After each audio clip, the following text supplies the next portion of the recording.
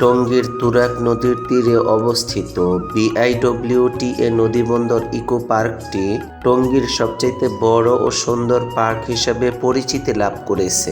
সুন্দর পরিবেশে পার্কটিতে সকল দর্শনার্থীদের জন্য রয়েছে বিনোদনের ব্যবস্থা। আপনি স্বল্প সময়ে অল্প খরচে এই পার্কটি ঘুরে যেতে পারবেন। নূর আলম ট্যুর ব্লগের আজকের আয়োজনে চলুন জেনে নেই এই পার্কটি দেখতে কেমন, কিভাবে আসবেন, প্রবেশ ফি কত, বিস্তারিত সকল তথ্য। সাবস্ক্রাইব করুন নূর আলম ট্যুর ব্লগিংয়ে। পরবর্তীতে দারুণ সব ভিডিওগুলো সবার আগে দেখতে থাকুন। আপনি এই পার্কে সংরক্ষিত নানাবিধ গাছগাছালির নাম এই চার্টটিতে লেখা রয়েছে, যা এই সম্পূর্ণ পার্কটি জুড়ে ছড়িয়ে আছে। দেখুন, বাচ্চাদের জন্য কিন্তু এটি খুবই একটি বিনোদনের জায়গা। এখানে সুন্দর সুন্দর কিছু রাইড রয়েছে, দোলনা রয়েছে। দোলনায় চড়তে কার না ভালো লাগে। এই পার্কটিতে প্রায় 100 প্রজাতির নানাবিধ গাছ আপনি দেখতে পাবেন। আমি কর্তৃপক্ষকে ধন্যবাদ জানাই, টঙ্গীর আশপাশের মানুষের কথা চিন্তা করে এরকম একটি সুন্দর পার্কের ব্যবস্থাপনা করেছে। এই পার্কটি টঙ্গীর তুরাগ নদীর পাশেই অবস্থিত। এই ইকো পার্কটি চালু হয় 2022 সালের সেপ্টেম্বর মাসে। এই পার্কটি অল্প দিনেই ব্যাপক পরিচিতি লাভ করেছে। এই পার্কটিতে ছুটির দিনে প্রচুর পরিমাণ দর্শনার্থীদের উপস্থিতি থাকে। এই পার্কটির জনপ্রিয়তা আজকের এই দর্শনার্থীদের উপস্থিতি জানান দিয়ে থাকে।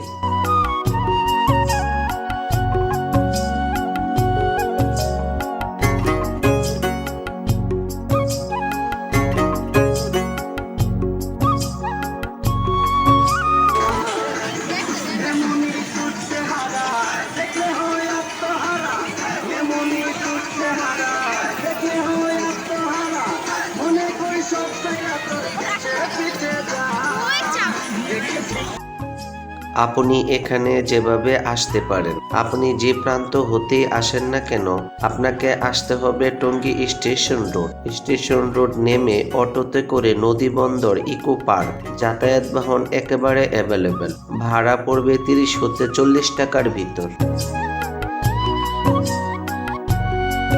আপনার যদি ছোট্ট সোনামণি থাকে তাহলে পার্কটি আপনার ও আপনার সোনামণির জন্য বেস্ট।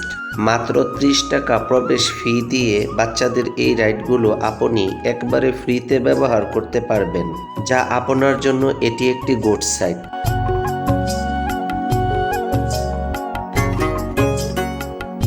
এই পার্কটির ভিতরে অস্থায়ী কিছু দোকানপাট বসে, যেগুলো আমরা মেলাতে দেখে থাকি। টুকিটাকি খাবার আইটেম, খেলনা, প্রসাধনী, বেলুন, বিভিন্ন গল্পের বই, শুকনো জাতীয় ভ্যারাইটিস খাবার, চুড়ি, ফিতা, কাচের প্লেট, গ্লাস ইত্যাদি এখানে দেখতে পাবেন। তবে এগুলো ছুটির দিনগুলোতে বেশি চোখে পড়ে।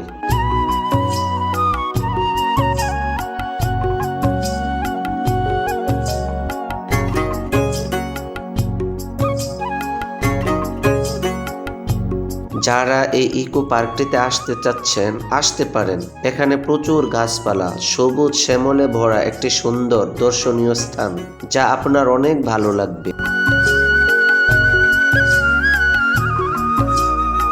এই পার্কটি শুরু লগ্নে একটু বৃষ্টি বাদল হলেই কাদা জমে যেত, কিন্তু এখন দর্শনার্থীদের সুবিধার্থে চলাচলের জন্য সুবিধা বাড়ানো হয়েছে।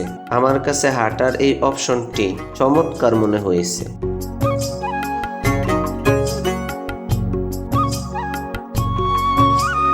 আমরা এখন এই পার্কটির একেবারে পূর্ব দিকের সাইডে যাচ্ছি, আপনারাও দেখতে থাকুন।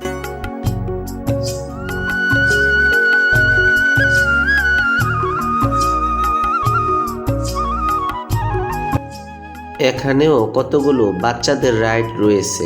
এটিও একটি কিডস জোনের মতোই বলা যায়, তবে সাথে বড়রাও কিছু রাইড শেয়ার করতে পারবেন।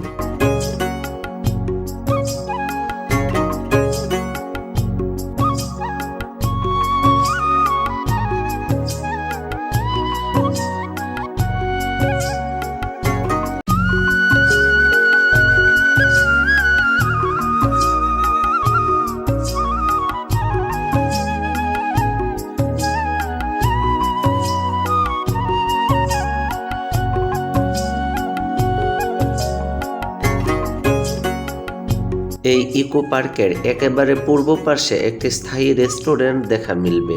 এখানে দেখি কি কি খাবারের আইটেম আছে।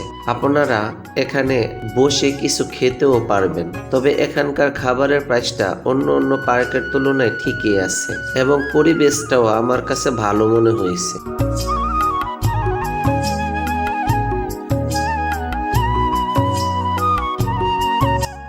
এখন আমি আপনাদেরকে নিয়ে যাব টাওয়ারটির একেবারে উপরের শৃঙ্গে, যেখান থেকে আপনি তুরাগ নদীর সৌন্দর্য সহ আশপাশটা সুন্দর করে এক ঝলক দেখে নিতে পারবেন। চলুন আমরা টাওয়ারটির একেবারে উপরের অংশে উঠি।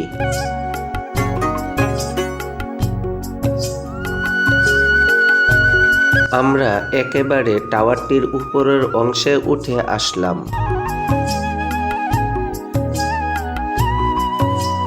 আসলে কি বলবো, এই ইকো পার্কটির আয়তনের তুলনায় আজ দর্শনার্থীদের সমাগম আমার কাছে অনেক বেশি মনে হয়েছে, যার কারণে এই ভিডিওটি বানাতে যেও কিছু সময় আনইজি ফিল করতে হয়েছে। যাই হোক, আজ এই ইকো পার্কটিতে কেন এত মানুষ জানা থাকলে কমেন্ট করে জানাবেন, আর ভিডিওটি ভালো লাগলে লাইক দিয়ে সুন্দর সুন্দর ভিডিও বানাতে উৎসাহিত করবেন। আপনার প্রতি অনেক অনেক দোয়া ও শুভকামনা। আল্লাহ হাফেজ।